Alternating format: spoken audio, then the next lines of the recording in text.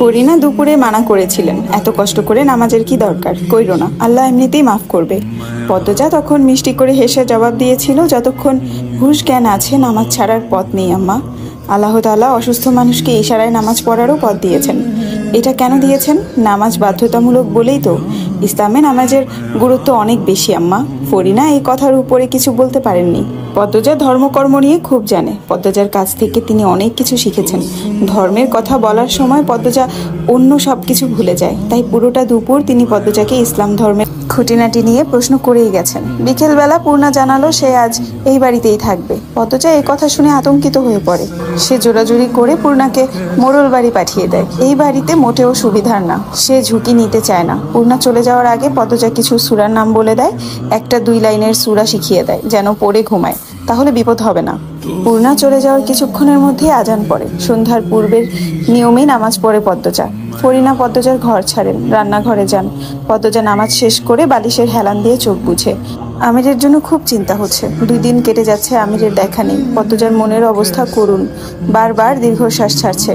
প্রহর গুনছে, এই বুঝি মানুষটা চলে এলো। পদ্মবতী পদ্মবতী বলে একাকার করে দিল ঘর, কিন্তু আসে না। পদ্মজার বুকের বাম পাশে চিনচিন ব্যথা বেড়েই চলেছে। গতকাল রাতে আক্রমণ করা লোকটিকে সে তখন চিনতে পারেনি, কিন্তু এখন আন্দাজ করতে পারছে।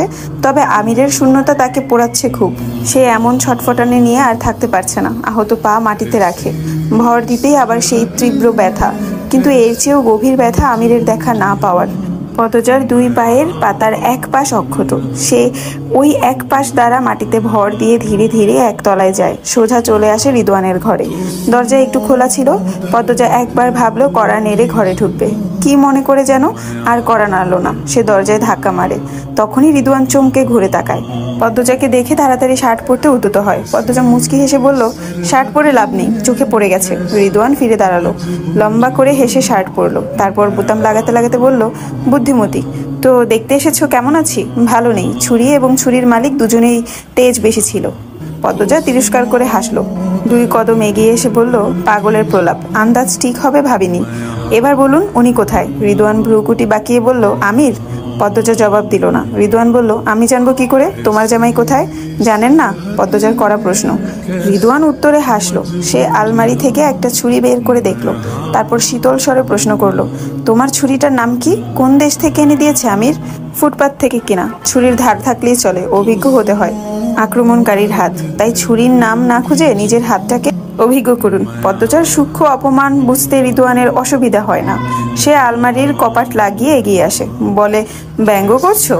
পদ্মজা তীক্ষ্ণ চোখে তাকিয়ে রইল রিদওয়ানের দিকে। তারপর বলল, কি আছে জঙ্গলে? তা জেনে তুমি কি করবে? কোন অপরাধ চলছে? তোমাকে জানতে হবে না।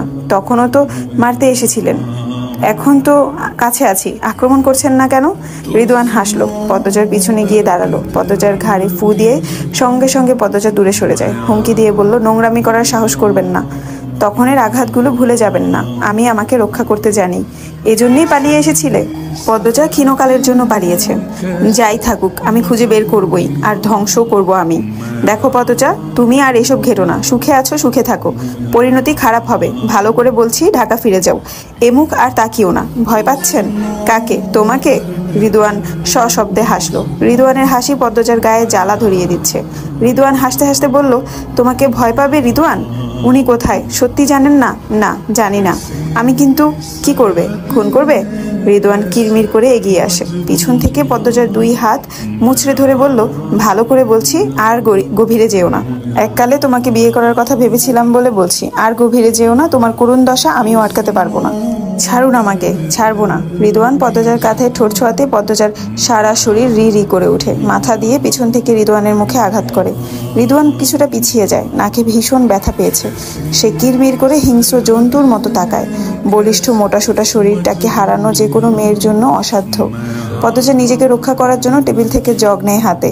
রিদওয়ান বলে, তুমি বাড়াবাড়ি করছো পদ্মজা। উনি যদি জানতে পারে আপনি আমার সাথে এই অসভ্যতামি করেছেন, আপনার দেহ থেকে প্রাণ থাকবে না। রিদওয়ান ফিক করে হেসে দিল, যেন মাত্রই পদ্মজা মজার কথা বলল। রিদওয়ান হাসি ঠোঁটে রেখে বলল, আগে তো ও নিজেকে বাঁচাক, তারপর আমাকে প্রাণে মারবে। রিদওয়ানের এই কথাটা যেন বজ্রপাত ঘটায়। পদ্মজা চিৎকার করে জানতে চায় কোথায় রেখেছেন ওনাকে, কি করেছেন ওনার সাথে। ঘরে যাও পদ্মজা, আপনি বলুন উনি কোথায়, ঘরে যাও বলুন আপনি। পদ্মজা জগ ছুঁড়ে মারে রিদওয়ানের দিকে। রিদওয়ান সরে দাঁড়ায়, জগ স্টিলের থালা বাসনের উপর পড়ে। বিকট শব্দ হয়, সেই শব্দ শুনে খলিল ছুটে আসেন মজিদ। আসেনি একজন মহিলাও। পদ্মজা বিছানার উপর চুরি দেখে দ্রুত হাতে তুলে নেয়। সে তার নিজস্ব কৌশল ব্যবহার করে রিদওয়ানকে আঘাত করতে উদ্যত হয়।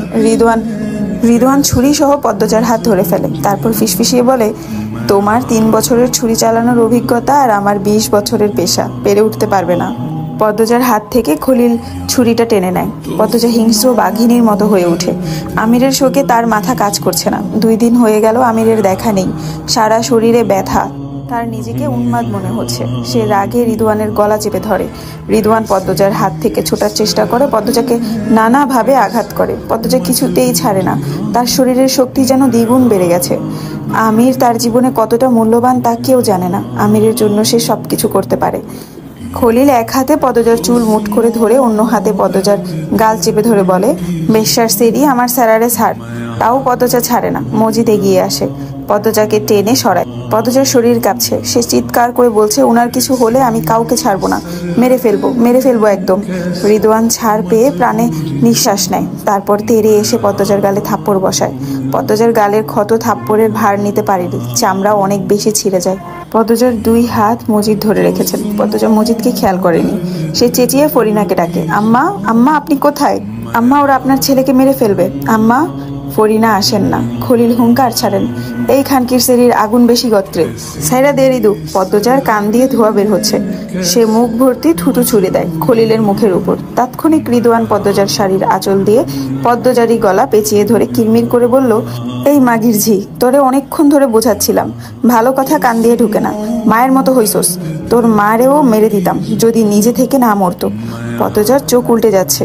মজিদ রিদওয়ানকে বলে, রিদওয়ান ওরে ছেড়ে দে, মরে যাবে। রিদওয়ান তাও ছাড়ে না। খলিল রিদওয়ানকে জোরে ধাক্কা দিয়ে সরালেন। পদ্মজার শরীরের সব শক্তি শেষ। সে কাশতে কাশতে মেঝেতে লুটিয়ে পড়ে। চোখ বুঝে আসে। কল্পনায় ভেসে ওঠে আমিরের শ্যামবর্ণের মায়াময় মুখ, আর মুখ দিয়ে অস্পষ্ট সরে ডাক, আম্মা। তারপরেই জ্ঞান হারায়। 3 জন পুরুষের মাঝে লুটিয়ে পড়ে আছে পদ্মজা। বুকে শাড়ি নেই, খয়েরি রঙের ব্লাউজ পরা, গলায় লাল দাগ, মুখে নখের আঁচড়, গালে চেপে ধরার দাগ, চামড়া ছিঁড়ে যাওয়ার রক্ত, ফর্সা 2 হাত শক্ত করে চেপে ধরার দাগ জলজল করে ভেসে আছে। চুল কয়টা ছিঁড়ে পড়ে আছে আশেপাশে। পায়ের সাদা ব্যান্ডেজ আবার লাল হয়ে উঠেছে। আগুন সুন্দরী পদ্মজার খুঁতহীন রূপে খুঁতের মেলা বসে গেছে। জানালা দিয়ে আসা উত্তরের হাওয়ায় হুশহারা পদ্মজার রক্ত ধীরে ধীরে শুকাতে থাকে। কেউ নেই তাকে বুকে আগলে ধরার জন্য। পদ্মজার অবস্থা দেখে যেন ঘরের দেয়ালগুলো গুমড়ে গুমড়ে কাঁদছে। হ্যালো।